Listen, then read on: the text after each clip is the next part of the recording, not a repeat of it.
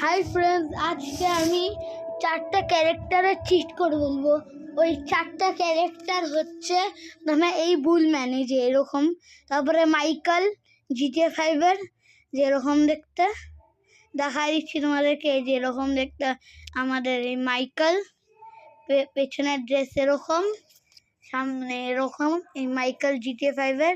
আর Franklin GTA 5-এর আমি এর cheat code বলবো আজকের এই ভিডিওতে। আর ট্রেভার GTA 5-এরও চিট কোড বলবো আমি আজকের এই ভিডিওতে।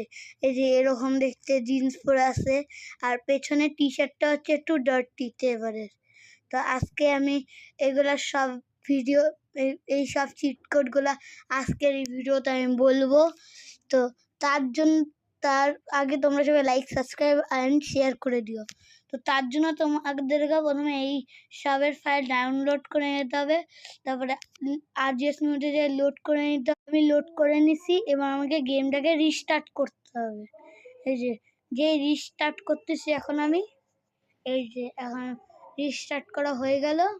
এবার আমি হচ্ছে মাইকেল ক্যারেক্টারকে নিয়ে চলে আসি। এটাই আজকে চিট কোড। বাই।